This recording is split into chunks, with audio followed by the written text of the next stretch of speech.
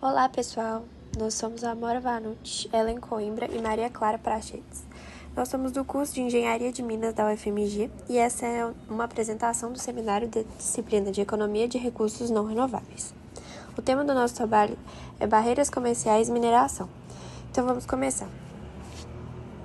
Primeiramente, nós vamos contextualizar o que são barreiras comerciais. Barreiras comerciais ou barreiras alfandegárias são leis, regulamentos, políticas ou práticas estabelecidas por um país com o intuito de controlar, dificultar ou impedir a entrada de produtos de outros países em seu território. O país geralmente implementam essas barreiras para proteger o mercado interno, favorecendo os produtores locais, ao reduzir a concorrência e protegendo os consumidores contra produtos de baixa qualidade. Porém, essas medidas também podem dificultar o acesso dos produtores a matérias-primas importantes e reduzir as opções de produto disponível para os consumidores. Existem dois tipos de barreiras comerciais. O primeiro tipo são as barreiras tarifárias. São tarifas de importação e taxas diversas, como, por exemplo, a tarifa específica, uma taxa fixa cobrada por unidade de medida do produto importado, como quilograma, litro ou peça. Exemplo, R$20 por tonelada de arroz. Outro exemplo é a tarifa ad valorem, uma taxa cobrada como porcentagem do valor aduaneiro do produto, e a tarifa combinada, união da tarifa específica com a ad valorem. Por exemplo, uma taxa fixa por unidade mais 10% do valor do produto. É importante que o país entenda bem o funcionamento dessas tarifas para desenvolver estratégias que mitiguem seus efeitos e mantenha a competitividade dos seus produtos no mercado externo. Bom, agora que nós já falamos das barreiras tarifárias, vamos entrar num outro grande grupo, que são as barreiras não tarifárias. Elas não funcionam aumentando o preço do produto na alfândega, mas criando exigências que o produtor precisa cumprir para conseguir exportar o seu produto. Mesmo sem envolver um imposto direto, muitas vezes tem um impacto ainda maior, porque obrigam as empresas a adaptar processos, ajustar padrões e arcar com mais custos para entrar em novos mercados. Essas barreiras têm ganhado muita importância justamente porque, com vários acordos internacionais, as tarifas tradicionais foram reduzidas. Então, ao invés de comprar impostos altos, os países passam a usar normas e requisitos técnicos como forma de controle. Os principais tipos são cotas de importação, que limitam a quantidade de produto que pode ser importado por ano, comum dos setores têxtil e automotivo, não aumenta o preço diretamente, mas restringe o acesso ao mercado e protege a indústria interna. Medidas sanitárias e fitossanitárias incluem padrões de segurança, saúde, qualidade, envolvem desde alimentos livres de pragas até medicamentos, eletrodomésticos. Apesar de protegerem consumidores e o meio ambiente, pode virar um obstáculo grande para quem quer exportar. Medidas de defesa comercial, permitidas pela OMC para proteger a indústria nacional diante de práticas desleais. No geral, as barreiras não tarifárias afetam o comércio de forma técnica e indireta. Muitas vezes são difíceis de identificar e cumprir, e a falta de transparência ou a burocracia acabam aumentando custos e reduzindo a competitividade dos produtos, inclusive minerais. Embora possam ter o propósito legítimo de proteger o consumidor e o meio ambiente, muitas vezes acabam sendo usadas para restringir a concorrência externa. Estratégias para enfrentar barreiras comerciais. Depois de entender o que são barreiras comerciais, é importante ver como as empresas conseguem lidar com elas. Apesar dos desafios, existem várias estratégias para reduzir os impactos e até transformar essas barreiras em oportunidades. Algumas das principais são: diversificação dos mercados. Reduz a dependência de um único país e diminui o risco de mudanças repentinas em tarifas e regulamentos. Aproveitamento de acordos comerciais. Muitos acordos reduzem ou eliminam tarifas e simplificam a exportação. Pesquisa de mercado. Entender muito bem as normas e os padrões de cada país evita que o produto seja barrado ou precise de adaptações urgentes. Gestão de riscos e compliance. Acompanhar mudanças regulatórias, fazer autorias e manter tudo em conformidade evita sanções e proibições. Adaptação de produtos e processos. Ajustar composição, design, rotulagem ou embalagem para atender às exigências específicas de cada mercado. Acordos de reconhecimento mútuo, ARM, permitem que testes e certificações feitos em um país sejam aceitas em outro, reduzindo custos. sistemas de gestão de qualidade e certificações internacionais. Aumentam a confiança do mercado externo e reduzem barreiras técnicas. Capacitação regulatória. Treinar equipes para entender normas e procedimentos de certificação. Laboratórios e certificações acreditados. Garantem o reconhecimento internacional e evitam retrabalho. Ferramentas digitais. Ajudam a monitorar normas, certificações e mudanças regulatórias em tempo real. Feiras e eventos internacionais. Permitem entender o mercado, conversar com reguladores e conhecer boas práticas. O governo tem papel importante, oferecendo apoio e questionando barreiras abusivas impostas por outros países. O Acordo TBT-OMC. No caso de barreiras técnicas, o principal instrumento é o Acordo sobre Barreiras Técnicas e o Comércio, TBT, da OMC. O objetivo dele é evitar que regulamentos técnicos virem obstáculos desnecessários ao comércio. O acordo exige transparência, não discriminação e que os países notifiquem a OMC sobre novas normas. No Brasil, quem faz isso é o Inmetro, que recebe notificações, comunica à OMC e permite que empresas brasileiras cometem medidas que possam prejudicar o comércio. O TBT promove cooperação entre países, ajuda a resolver disputas e garante que as normas sejam justificáveis e proporcionais, protegendo a segurança e a qualidade sem virar protecionismo. Por fim, os acordos internacionais de comércio também ajudam, pois reduzem tarifas, harmonizam regulamentos e facilitam a exportação. Mas países que não participam desses acordos continuam sujeitos às barreiras tradicionais. Olá, meu nome é Ellen e agora eu vou dar continuidade à apresentação falando sobre os impactos das tarifas comerciais na mineração. Vou explicar como essas tarifas afetam as exportações, as cadeias de suprimento e também a competitividade global desses países produtores. Importação e exportação de minerais. Então, para começar, é importante entender que as tarifas comerciais influenciam diretamente o comércio de minérios e de insumos usados pela mineração. Essas tarifas podem reduzir a competitividade dos países produtores e também aumentar bastante os custos de operação, principalmente quando envolvem equipamentos importados ou minerais considerados críticos. Redução da competitividade nas exportações. Tarifas altas nos mercados de destino tornam os minérios exportados menos competitivos, reduzindo a margem de negociação dos países produtores. E em algumas regiões da Ásia, por exemplo, as tarifas sobre insumos do setor do MITS ultrapassam 25% do custo total, o que pressiona ainda mais o setor. E, além disso, muitos países também enfrentam tarifas de saída e controle sobre minerais estratégicos, dificultando o comércio internacional. Acesso a matérias-primas e mudança de rotas comerciais.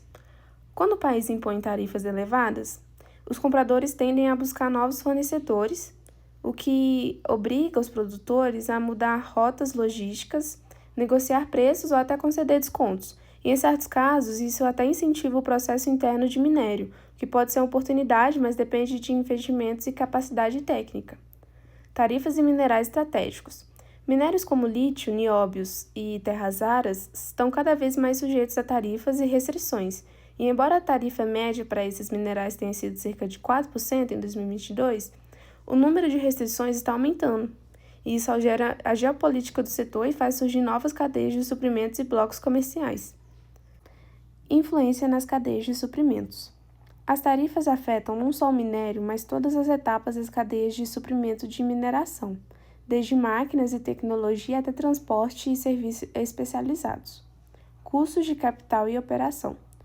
Muitos desses equipamentos essenciais à mineração são importados. Quando sofrem tarifas, esses itens ficam mais caros e isso pode atrasar projetos ou até inviabilizar operações. Como o setor exige planejamento de longo prazo, tarifas imprevisíveis representam um grande risco. Reconfiguração de fornecedores e onshoring. Para evitar esses custos, mineradoras buscam fornecedores nacionais ou de países com acordos comerciais favoráveis, e essa troca exige adaptações técnicas, logísticas e contratuais, aumentando custos indiretos. E, além disso, alguns governos estimulam o onshoring, trazendo a produção de certos insumos para dentro do país, o que altera a geografia das cadeias globais. riscos e fornecimento de gargalos. Tarifas sobre peças essenciais podem causar atrasos, interrupções e aumento do custo médio da produção. Muitas vezes, essas barreiras tarifárias vêm acompanhadas de exigências administrativas, como certificações adicionais, o que aumenta ainda mais o custo e a complexibilidade operacional. Competitividade global dos países produtores.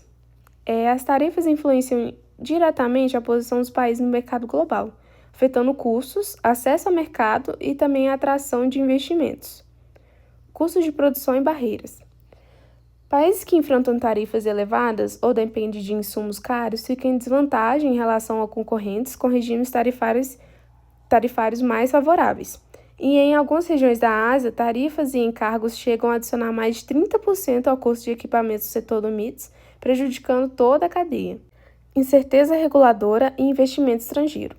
Como a mineração exige investimentos altos e a longo prazo, políticas comerciais instáveis aumentam o risco percebido pelos investidores. E essas tarifas não representam apenas custo direto, mas também incerteza, o que reduz a atratividade do país no cenário internacional.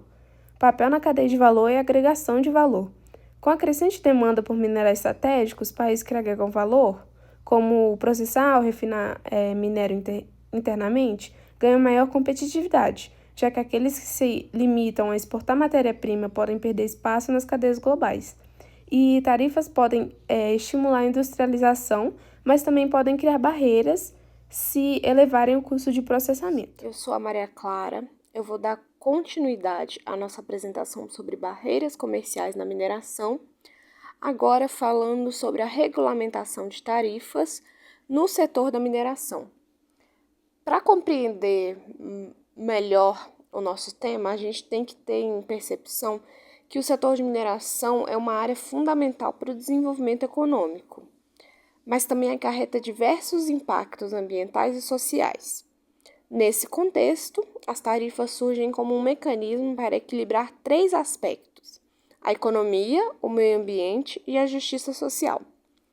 Indo agora para o nosso tema propriamente dito, no âmbito internacional, nós temos entidades como a OMC, Organização Mundial do Comércio, e diversos acordos regionais que têm influência direta sobre como os países administram suas tarefas. Junto a isso, também temos uma crescente pressão global por práticas mais sustentáveis, fomentando o surgimento das chamadas tarifas verdes. Essas medidas penalizam operações mais poluentes e favorecem práticas de mineração com um menor impacto ambiental. Já no Brasil, o modelo regulatório é complexo e envolve diversos órgãos. A ANM, Agência Nacional da Mineração, e o Ministério de Minas e Energia são responsáveis pela gestão e formulação de políticas do setor, enquanto a Receita Federal atua na definição e fiscalização de tributos e tarifas relacionadas ao comércio exterior. Entre os principais instrumentos regulatórios está a CEFEM, Compensação Financeira pela Exploração de Recursos Minerais, que gera recursos financeiros, contribui para minimizar os danos sociais e ambientais causados pela mineração, e o país também adota a tarifa externa comum do Mercosul e promove a introdução de tecnologias mais modernas e ambientalmente responsáveis. Claro que, junto a isso, nós temos também os desafios na regulamentação tarifária da mineração. Um dos principais desafios é encontrar o equilíbrio entre gerar receita para o Estado e preservar a competitividade das empresas no mercado global. As tarifas excessivamente altas podem desencorajar investimentos num país, enquanto as muito baixas limitam os recursos disponíveis para fiscalização e mitigação de impactos. Outro ponto crítico é o sistema tributário brasileiro, conhecido por sua alta complexidade. As regras que envolvem a União, os estados e os municípios frequentemente geram conflitos e insegurança jurídica, o que prejudica tanto o planejamento das empresas quanto a distribuição equitativa das receitas, algo evidente nos debates em torno da própria CEFEM.